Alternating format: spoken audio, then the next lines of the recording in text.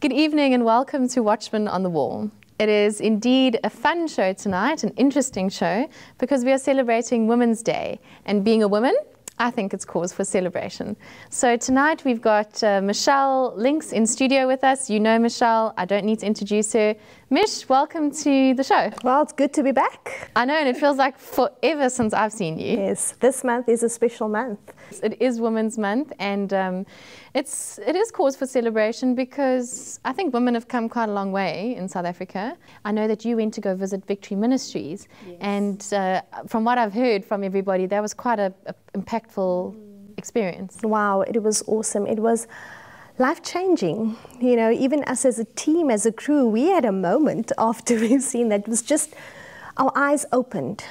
Because we listened to the media, we read in newspapers about women go through, but when these ladies spoke, and they spoke from reality, gosh, our eyes were filled with tears. Yeah, well, I'm excited to have a look at that later.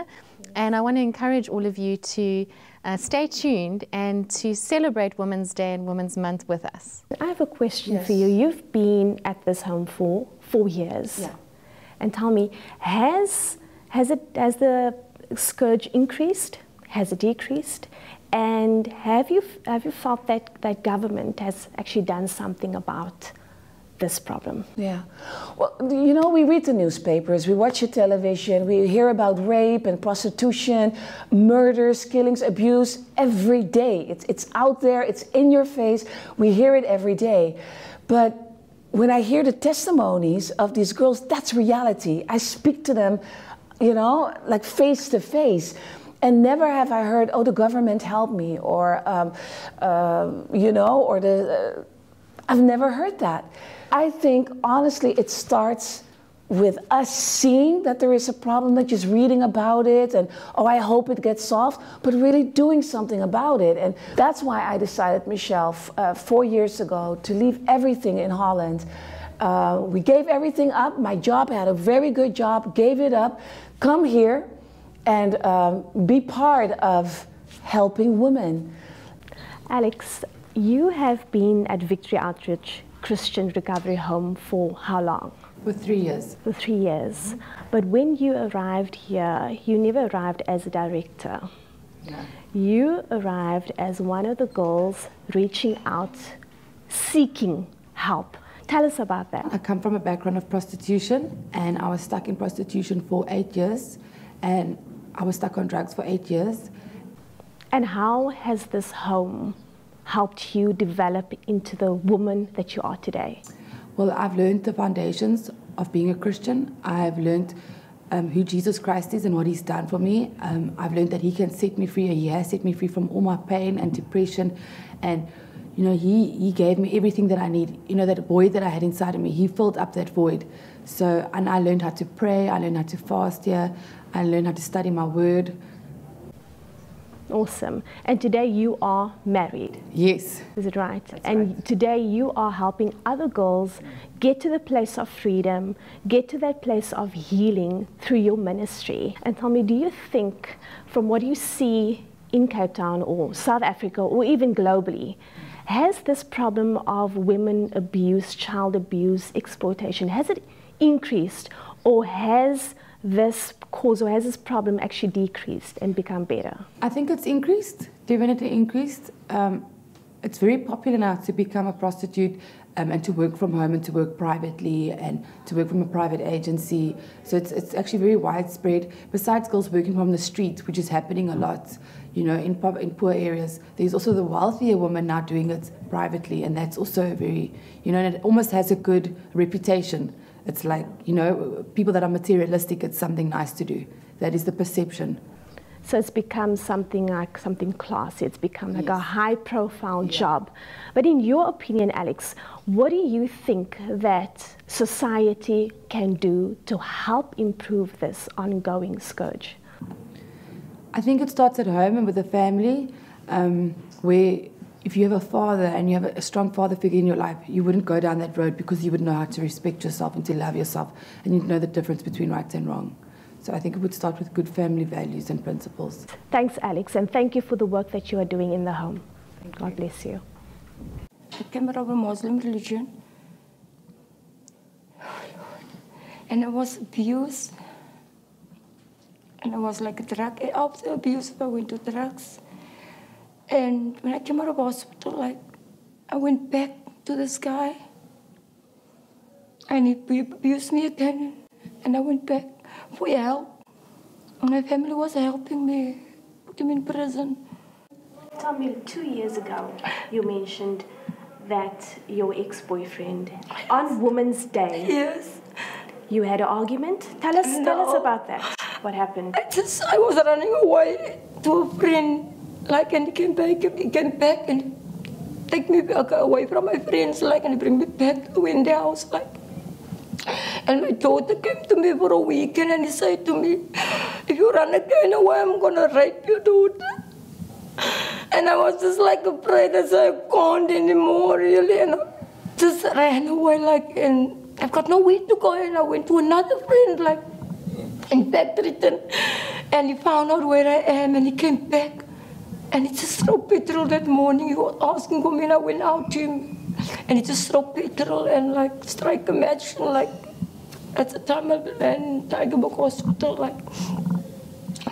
And it was so hurtful, like, I was really in love with him, but I don't think that was love, really, because he was just possessed, so much jealous, and that's what happened. Like. But in this home, since you've been here, God has done something for you. Yes, a lot. He's done something to your self-worth. He's done something to you as a woman. And I know that He's still busy restoring you.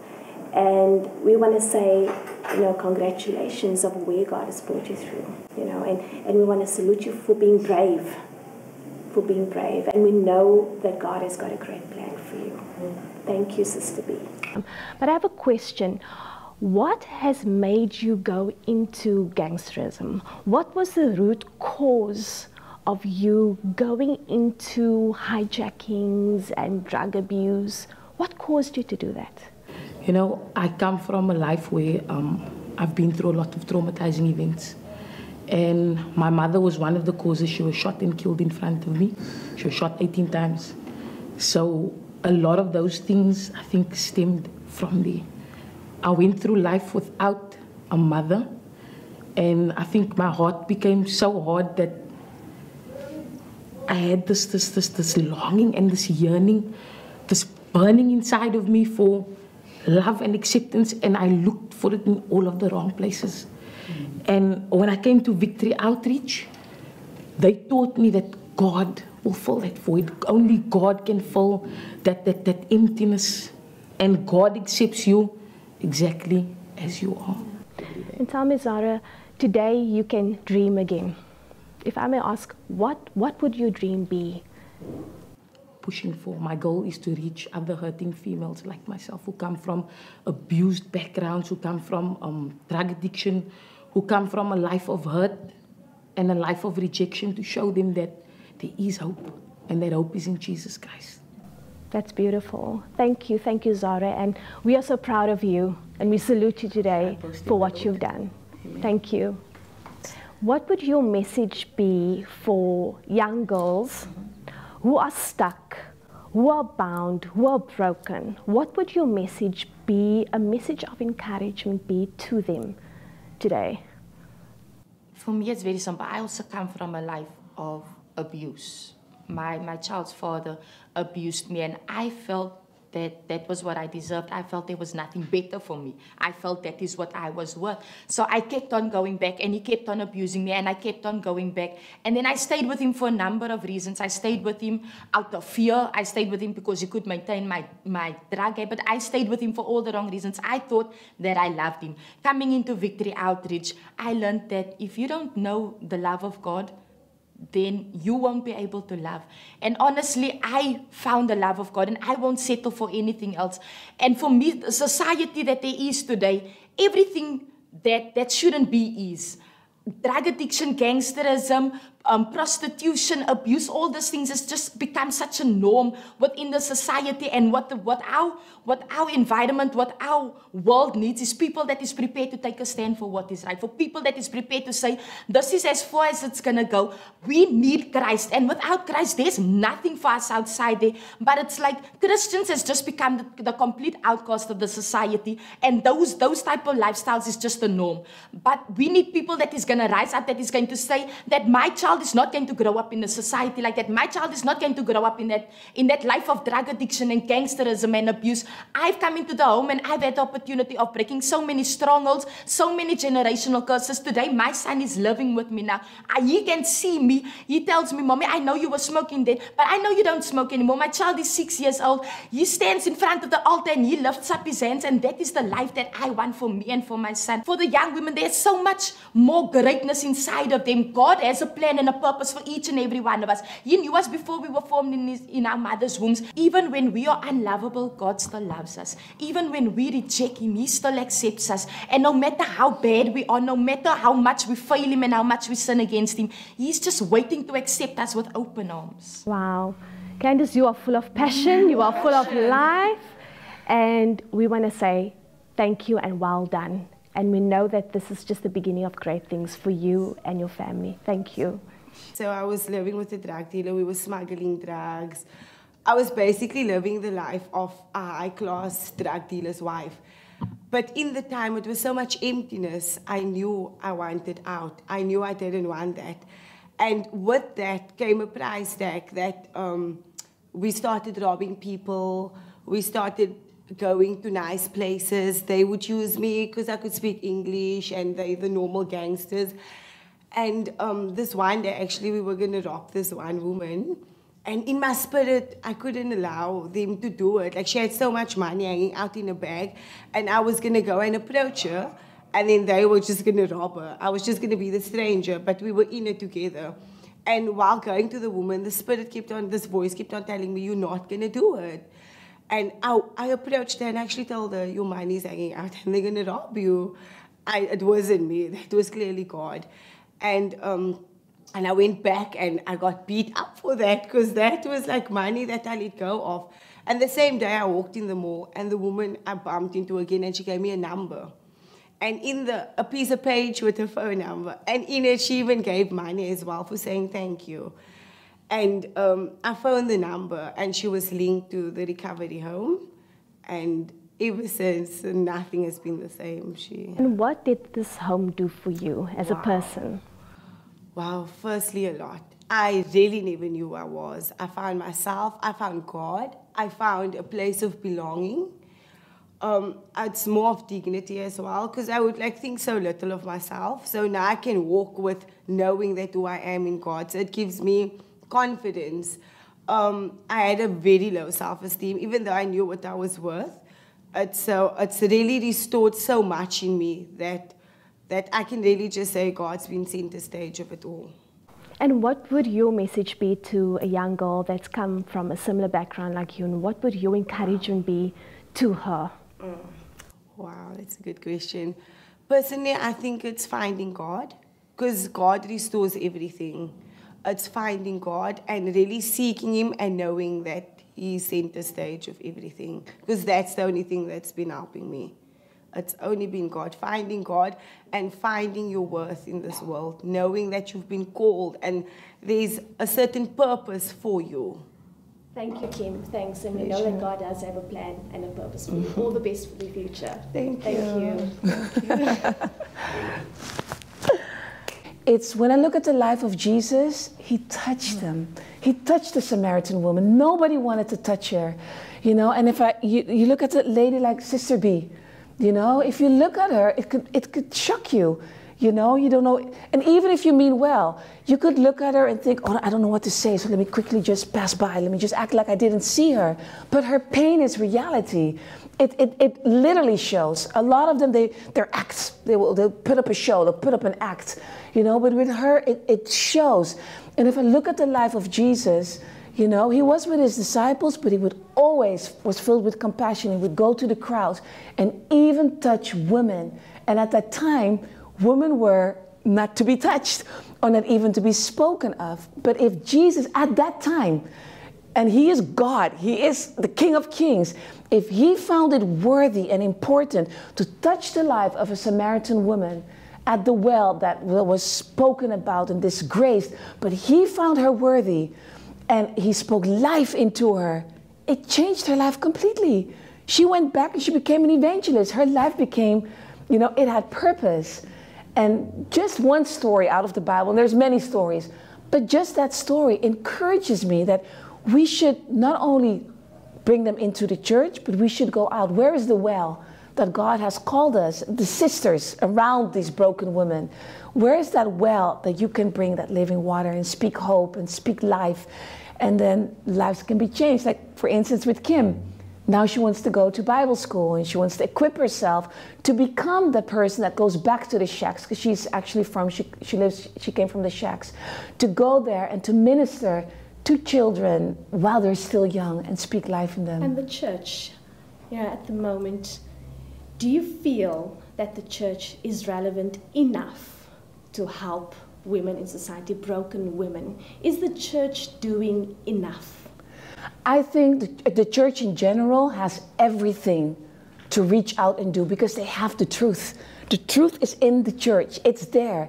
I think sometimes it just lacks the courage and also to know that as a church member, you're called. God has a calling upon your life. It's not just the pastor, it's not just the leadership, it's you. The ordinary church-going, sitting on that same spot every Sunday in church, when you listen to the preaching and the Bible says, go and reach out to the broken and the hurting and the lost. That's speaking to you as a woman. And even as you go throughout the streets going for your normal grocery shopping, you always, especially in South Africa, you always pass a broken or hurting woman. And what they need, what I think, is what Jesus did, and it's that touch. That touch, I honestly believe that one simple touch could stop them from causing suicide or killing themselves, or could stop them from hurting someone. It could stop them because somebody touched them. So I think as a church, if we understand that, then we should go out. And we want to thank you and salute you for doing such an amazing job. I mean, if you just see how lives have been transformed and touched, I'm sure it blesses your heart. Yes. So Victory Outreach Christian Recovery Home is doing an amazing work. So we want to thank you and salute you. Thank you. In celebration of Women's Day and 20 years of democracy, we're speaking to men and women involved in promoting and enhancing the freedom and rights of women in South Africa. Today I have the privilege of speaking to Tim Walker and Lindy Mnukwa from Thembelihle Foundation about their endeavors in providing hope and care and education to the community of Grabo. Tim, welcome to the show. Thank you very much. Tim is one of the directors of Thembelihle Foundation. How long has the foundation been running? So basically, at end of the 1990s, Frank Christie set up the Thembelihle Foundation, and we started with a preschool in Khayelitsha, and then a children's hospice in Athlone. And then it's really grown and developed since then. So Themba Care, this hospice here, was set up in 2006 to meet the needs of the population, basically, who have a day clinic, opens at 8 in the morning and closes at 4 at night, and doesn't open public holidays or weekends. So you go there if you're having a baby or collecting your ARV medication or broken your leg, and no overnight care in the whole of the town. A town of maybe 60,000 people, very migratory population for the apple and wine region, and yeah. Support from government. I know funding is a big issue, especially with NGOs in this country. Perhaps you could talk about your funding and the support that your foundation receives. Yeah, well, this hospice here, as I say, 7 beds, receives global funding and PEPFAR funding, which is really, funds from overseas. The health department are a conduit to that, We're registered with the Department of Health and with HPCA, which is the Hospice Palliative Care Association of South Africa. So there is some local support, but I think a majority of our funding, up to 80% of our funding, comes from our fundraisers, outside sources. So, we have a big, we have Tembelicha in the UK and Tembelicha registered in the United States. So big church support from global. Yeah, not local, which is crazy, really. All right, so there is, I mean, just as a concern from your part, there is a lack of support from local government. Yeah, I think, Global Funds say that they're going to pull out South Africa in 2016, and I have a real concern around the issues that's going to put on our current health department, which doesn't provide the services that we need. It's an added strain in terms of financing and running the foundation if global support pulls out. Yeah, definitely, and but we continue to look to God.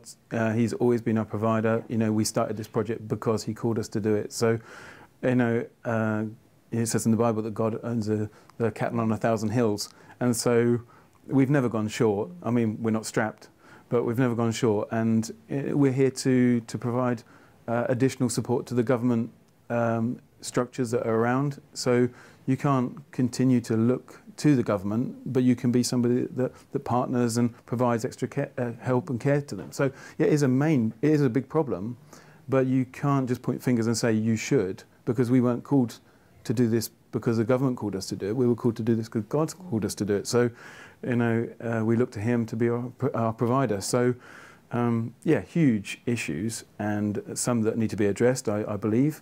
But we have hope. We have hope. You can't always look at the negatives and say, and I think that's from the foundational point of view, and from a charitable point of view, you normally only. I've heard so many people say, when I get enough money, I will do this for charity, or when we've got enough money, we'll start that project. But if God's called you to start a project, and He's called you to do it, then you start. And it's a bit like stepping out of the boat and taking that step on the water, like Peter. It's just like, well, if Jesus is calling me to do this, we'll do it. Is the water going to sustain me and provide stability to my foot? Until I put my foot down, I don't know. And so I think a lot of charities are in the position of, when we get, then we will. But with Tembelicha Foundation, it's always been, we've put our foot out the boat, and God's always been there. He's always sustained. Yeah, and so it's a different calling, isn't it? Do we do this because we want to do it? No. Do we do it because God called us to do it? Yeah, and we love the people. Do we get frustrated with the people sometimes? Yes. You spend hours and hours mentoring, counselling people. Do they let you down? Yeah. Do you give up on them? Well, God doesn't give up on us, so we don't give up on them. So, yeah, lots of big topics there, but. Yeah, God's our provider. And this is what He's called you to do. Definitely, yeah. Great. Tim, thank you so much for talking to us and for joining us on the show. No, it's been great. Thank you. I'm sitting here with Lindy Mnukwa from Temba Care Hospice. Thank you for joining us on the show. Can you tell me a little bit about your counselling through Temba Care, the women that you deal with, and some of the issues that you specifically see women face? Okay, the counseling that we're doing, the biggest problem in our community is alcohol. So then, as you know, that when you're drinking alcohol, then definitely won't be taking medication. So those are the issues that we're dealing with. And then it's definitely a process, because we can't force them to stop alcohol. We just need to give them ideas and what are the risks that they are facing if they're drinking alcohol and taking medication. So, and also the other problem is disclosure. The other problem that we're having, because they're not disclosing to the families. So then if they're not disclosing to the families, they definitely won't be taking a medication. Because if they're taking medication, people are going to start asking questions around the house. So then they decide, if they did not disclose, then they decide to just stay away from the clinics. They don't come to the clinics, then we have to send out home-based carers to go and look for them so that they can come and have their medication. And when you refer to disclosure, you mean disclosure of their HIV or AIDS status? Okay. Do you see a lot of cultural issues holding women back, especially in informal communities? Yeah. Like we grew up knowing that the father is the only person that's got a say in the family. So you will find that a woman doesn't have a say. If, for instance, a husband tells a woman that you're not supposed to work, then that's it. It's the final say. So it's like the women are not empowered. They don't have that advocacy to go out there and do things on their own. It's like they've been controlled by men, telling them that this is what is supposed to be happening in the house, this is not supposed to happen. So we're still experiencing those problems. Andy, can you explain to me a little about the dynamic that couples face, that you see through your counseling, especially men and women that are dealing with AIDS and HIV and disclosing their status? What are some of the situations you've come across and how have you dealt with it? Okay, there will be sometimes a time where a couple come in, say maybe a married couple, they come in to have an HIV test. So then if they come in, the first thing that we need to make sure is that we explain to them about the results, that it might happen, that the one partner might be HIV positive and the one partner might be HIV negative. Because then if we tell that explanation after they've tested with the two different results, sometimes it won't help because they will start having questions of why didn't you tell us beforehand, before we got tested. So then it normally happens with women that they test HIV positive and then the husbands will test HIV negative. And then sometimes the reason for that is that the immune system of males is stronger than ours. So then it happens that it takes time for them, for the HIV to show.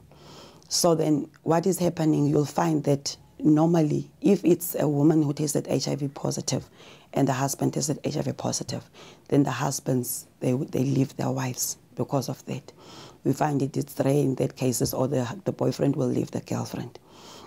So then if they leave the partners, we're finding problems because it won't be easy. Definitely just find out that you are HIV positive and then you have to deal with your partner that has left you. But then we go on and it's a process that we need to make sure. Sometimes they come around and realize that they've done a mistake, or maybe their status might even change later on and come back. But then sometimes they don't even come back. So we're sitting with that problem. And then the other way around, do you find that when a male or a husband or a boyfriend is, his status is positive, HIV positive, the wives or the women, girlfriends, do they stay, or is that how do you experience that? It's rare. You know, women, God really created them with a soft heart, because normally even if they tested HIV negative and the husband tested positive, they still stay with their husbands. They don't leave their partners. They stay for the sake of their relationship or because they love their husbands. So they don't. But the husbands, normally they leave their wives. So have you seen this problem decline, or has there been any improvement in terms of women's freedoms and rights in communities where you're seeing women actually stand up and fight for what they want, or do you still see a lot of women suppressed by cultural dynamics or social dynamics, economic dynamics? I would say not much. There is in terms of improvement. Yes, yeah. There is not much improvement. There is an improvement because you'll find women that is single mothers like I am, and then they can still work for other families, and they know that they don't need a man to survive. They can be on their own. So there is an improvement, but there is not much. I think there is lack of information.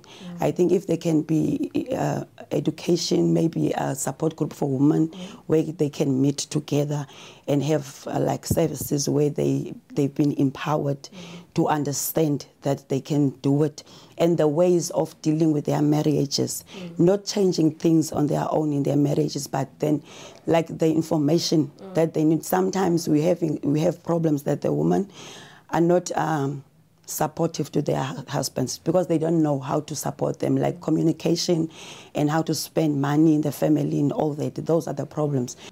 Yeah, I love what you touched on just in terms of empowering, and Tim also mentioned it, just empowering women and educating them and letting them know what their options are especially in rural areas and communities where women don't have access to that information. And that's what you here at Timber Care and through your counselling, that's what you offer to women. And just want to commend you on that and say, you know, people that stand up and actually make an effort to make a difference in people's lives, and especially women, as we celebrate Women's Day and 20 years of democracy.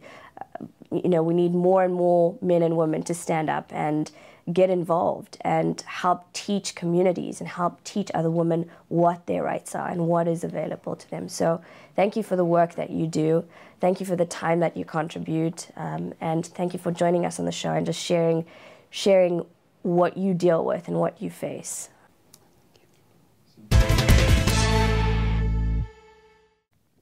So tonight we've been discussing Women's Day and some of the very important developments and progresses that we've enjoyed as women in South Africa. We've also had to focus, though, on some of the more serious issues that affect women in this country.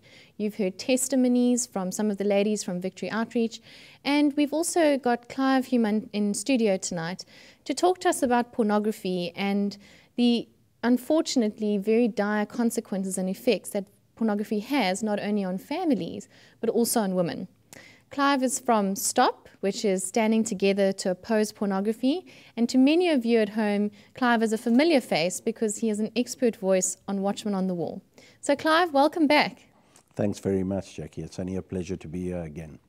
Let's take it down to sort of a grassroots level. If a lot of the population, whether it's men, whether it's women, in many cases in South Africa, children too, are being exposed to pornography, are engaging with it, how am I supposed to stop myself from being a victim? How can I actually help those people to steer away from that? I would say the first place would be to educate. You know, we have to educate people about the harms and effects and the dangers of pornography. It's highly addictive, as we know. When a person, you know, so through education, and we must start this education at grassroots level. We've started a type of sex education in schools. Now, why are they not talking about pornography? You know, the lies behind pornography, the fantasy of pornography. And let me tell you, pornography damages people on both sides of the camera. And Clive, if for those parents at home who have young children, how do they actually broach this topic, particularly, say, with their daughters, who I would imagine get elicited through men and, well, through other guys as well at school? I mean, it's quite shocking if we look at the news recently in South Africa, just how much pornography is rampant throughout schools that's being produced by children themselves. And so as much as there's an outside influence by adults, it's almost like that depravity has come into those young kids. So as a parent, how do you educate your child but without almost damaging their innocence? Because that must be quite a very fine line to walk.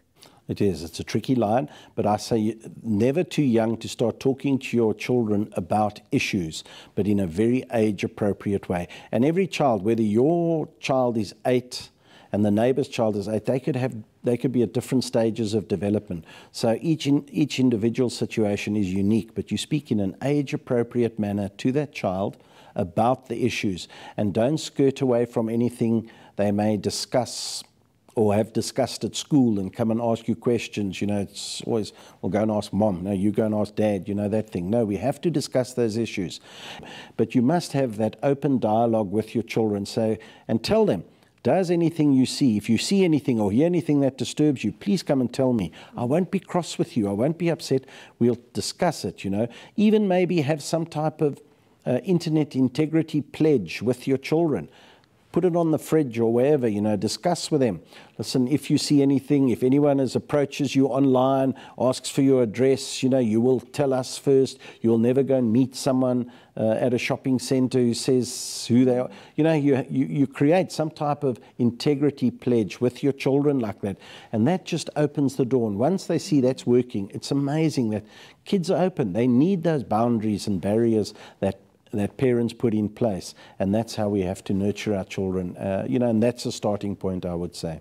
That's a great idea, actually, a very practical way that parents can sort of call their kids to a place of accountability as well. Because I think so often, I'm not a parent, but I'm sure the parents at home, the generation that we've grown up in is very different, and so you almost still believe your children are young and innocent, and they're probably a lot more worldly wise than you expect, so they can be called into that accountability through those pledges and those discussions.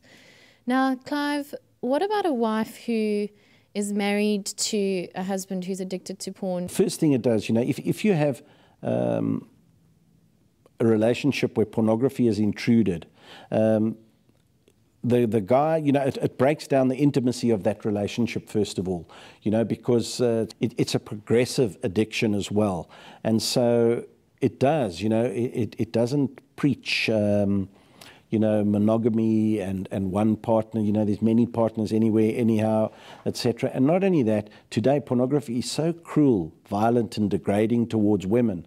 According to our constitution in this country, it should be deemed hate speech, where women are called all types of names. I don't want to repeat them now, but you can just see that it's absolute degradation of women. It's frightening. So it's huge in that relationship. If the man doesn't want to change or say there's nothing wrong, all guys do it, that is a lie. And you have to put in steps and boundaries in place to stop it. Otherwise, there has to be counseling, there has to be mediation maybe, and I've had to do that on a few occasions where I've had to sit in, between a husband and a wife where we meet, no, there's nothing wrong with it, and yes, it's hurting me, it's affecting the children, it's affecting the time, it's affecting money, it's affecting whatever. And, and try and get the person to see it, that they're on the same level. But most of all, if you love your wife, you want to do things to please her, and that is not pleasing to God and your wife, to anyone. I've heard it not once, I've heard it a dozen times, where eventually the guys are saying, if only I knew the problems it was going to cause far down the line, I would never have got into it in the first place. So it has to be dealt with, and the earlier it's dealt with, the easier maybe it will be to get out of it. So if you can nip it in the bud, we can change those behavioral patterns reasonably quickly. But generally, it's a long, long way. It's a long journey to get out of a pornography addiction. Well, I think you've labelled it correctly in that it is an addiction. And one has to realise you don't control it, it controls you. And I think when you acknowledge that up front, you realise you're playing with fire. Because I think a lot of people would dabble in things because they think they can control the outcome. For example, the big craze recently of the 50 Shades of Grey book. And now I've just seen on the internet the trailers going around for the movie, which is going to be released next year. And people are talking about how it's going to become this big blockbuster and, they're expecting it to become this massive movie. And I was thinking about it the other day and I was saying to myself, maybe 2 years ago, 3 years ago, 5 years ago, no one would be proud to hold that book in their hand.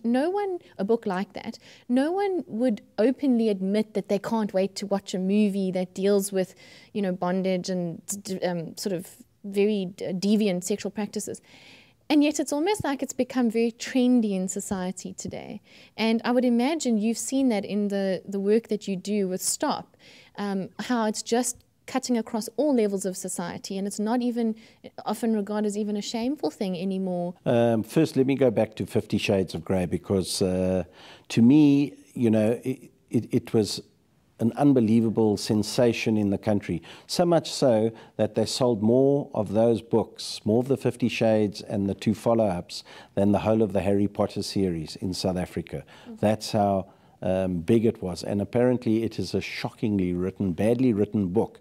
But psychologists in America, top psychologists who deal with pedophiles and things like that, say it's an absolute handbook for pedophilia.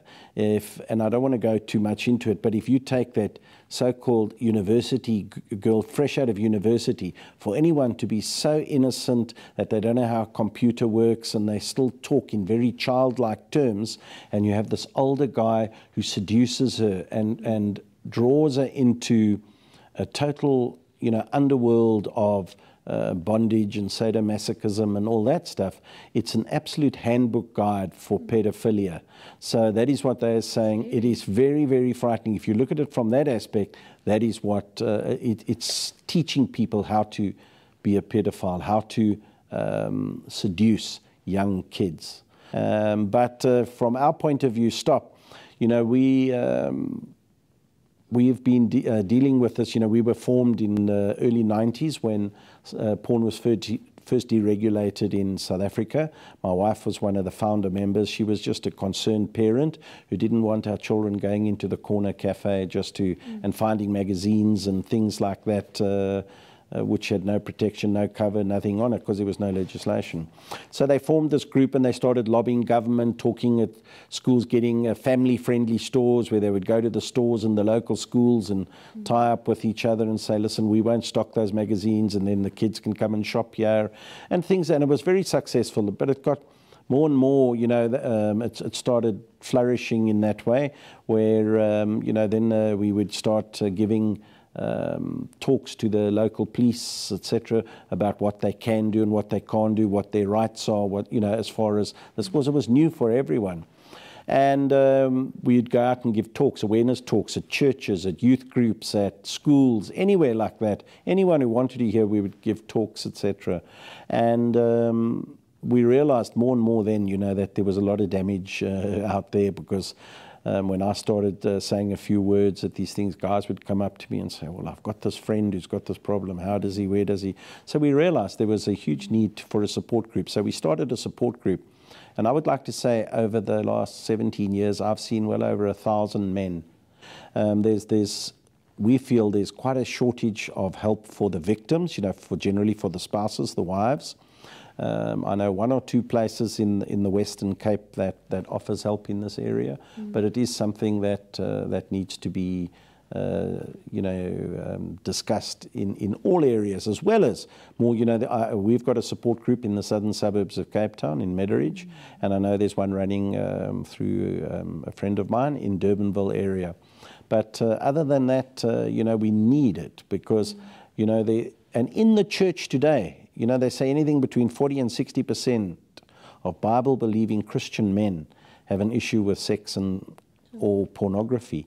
And so I believe that once this hospital is put in place, once they have these support groups where people can come in confidence and in a non-judgmental attitude, you know, the Lord will release them and bring people forward, you know, to get help. But if there's nowhere for them to go, you know, they're sitting there thinking, well, I'll get through this myself. But I've never seen anyone, you know, break the addiction of pornography on their own, not without the help of the Lord and people around them, you know. So they have to step out and seek help. Well, I think, you know, you hit the nail on the head there, that there needs to be those safe environments to come and speak without judgment, because pornography and any kind of sexual sin really is the secret sin and the silent sin. So I think people are very ashamed to actually admit where their weaknesses lie and where their sinful practices are. And perhaps that's, you know, for many of the pastors and ministers at home who are watching this, it's a need to facilitate this discussion and these safe places in their churches for men or women to come and to be able to deal with their problems and their addictions. And Stop will perhaps help with that as well, just giving them guidance on how to do that. Definitely, if we can help in any way, you know, and it's not something you can just pray away. Generally, you know, I think in 2 Corinthians 1:4, the Bible says, you know, the Lord will, the comfort you've received from me, you'll use that comfort to help others. So I believe that He will allow a journey so that you eventually will be able to help others. And so I think there are lots of men and women out there who maybe are on this journey, but one day God will be able to use them. And the experiences that they are going through now, they will use those experiences to help others, because that's my story, basically. So I really would like to make a plea out there. You know, if you're sitting and watching this broadcast today and you're thinking to yourself, oh no, there's just too much shame, too much embarrassment, I just can't talk to anyone, you know, I'm too well known, or whatever the issue is, I want to tell you there is hope. There's always hope. And if you need help, if you need to talk to someone, you know, and you don't know who, you know, you can contact us. You can contact me at stop.org.za. And please, you know, really, there is a way to break free of this. It's a journey, but it's a journey that will be, unbelievably rewarding at the end when you have that freedom. It's just felt as if you've taken that weight and pain off your shoulders and thrown it off your shoulders by speaking to someone about it. So I would encourage you, please, if we can give you advice or anything like that, if you're from another area of the country, maybe we can put you in touch with someone who would be willing to help you. So contact us at stop.org.za, or you can call us on 021 715 3216. Thank you.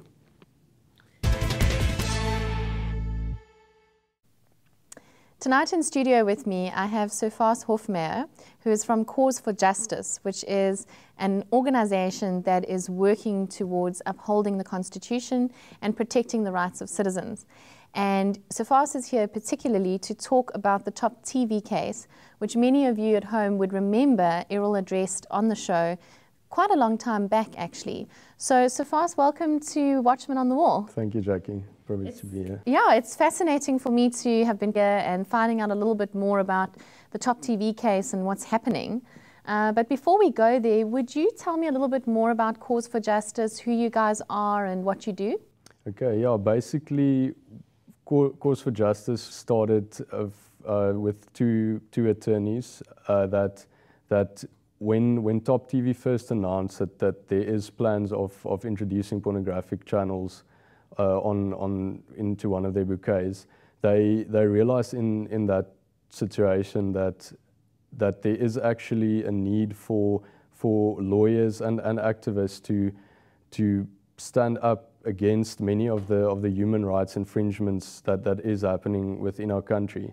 And that is basically what brought them together. What I'd like to do now, because I think it's quite a complex case, is just talk a little bit about the timeline of what's happened. And the reason why I want to actually discuss this in studio for the viewers at home is because Top TV wanting to broadcast pornography, obviously relating to our Women's Day show, is harmful to women and children, and that's one of the core values that you guys look at, is to protect women and children. Yes. So that's why this would be a relevant issue for us. And it was very interesting when I was actually going through the timeline of this case, I was quite surprised to realize, because it was so underplayed in the media, that the decision that ICASA took initially, or rather that the High Court took, to block the broadcast of porn was then reversed. Yes. How does that just happen, that a decision gets overturned? Surely if it was made and the High Court made it, why would they just overturn the decision? Well, yeah, that is part of also why we are taking on this case, because we do believe that many of the legal procedures, as we believe that some of the procedures, or quite a few of the procedures followed, was unfair. And some, to just mention a few of it, was in the initial public hearing, ICASA presented an expert to act on their behalf, after which no sufficient opportunity was given to the public to respond to that expert. Some members of the public, maybe faith communities, they did give their opinion beforehand, but that was sort of what it ended with. So that is one of our concerns, is the procedures followed. And if I can mention some others, so the content, no one has really looked into the content, and that's also for us a concern when we weigh up so-called individual rights, which pornography, as we've seen in cases before, like the Ria case, is often, it's considered a fringe right. It's not in the center of when we consider rights within society. And also that it's a fringe right, but it can also, when it goes into extreme cases where pornography is violent, it can really become considered hate speech, primarily because it is the majority or overwhelming majority of pornography portrays women as the victim, as the one victimized, and also obviously, yeah, you get child pornography and all that, but that's not our concern. Is just to see what is their actual content, because and that's also part of the case that we're taking on now, is we will ask them for a weekend's content with a TV schedule and also program information, because what we've noticed is that they do not share any of that online, not even on their own website, not in South Africa. There is some information available on European content, but not here. So basically it's not marketed, it's very vaguely put out there, and so we have some suspicion around what the actual content is. We've also seen that they've changed program names in the meantime. There was one of the channels was named Private Spice earlier, which is now Brothers TV. The other channel is still the Playboy channel. Surely when the High Court made a ruling and ICASA got involved, they, I would hope, have the logic and the wherewithal to ask the same questions. How did Top TV or Starsat get away with pulling the wool over their eyes? Because surely if you guys can spot these concerns, they should have seen that themselves. Yes, exactly, and that is basically our concern, is that many of the cases going through court, if we just look at this one as an example, there might be many more that has the same faulty or unfair legal procedures that it runs through, and that's why we see our role as a significant one, and also those of our partners on this case or similar legal bodies, that because there is not, we realize that there's not always sort of someone looking over their shoulder or acting on behalf of the public in these general cases. Wonderful. Well, we've all heard that quote by Edmund Burke, which says that evil triumphs when good men do nothing. And it's very encouraging to see that there are good men doing something, and that each of us have a role that we can play in protecting our society and in being the salt and light. And so I encourage all of you to follow this Top TV case carefully. You can go onto our website for more information. You can also link up with Cause for Justice to find out more, and especially to pray as well, because the court case is happening as we speak. So pray into that outcome, and let's trust the Lord as well, that as we stand as bastions for our society, that we will see good triumph over evil. That's our show for tonight. I hope you enjoyed it. Please remember to go to our website, familypolicyinstitute.com, click on the subscribe button and fill in your information. Once you submit that, you will receive our weekly newsletter, Watchman on the Wall. You can also follow us on Twitter and Facebook. Remember, the latest edition of Joy magazine is available at retail stores across the country. Make sure you get your copy. Thank you for joining us tonight. God bless you, and remember to keep standing.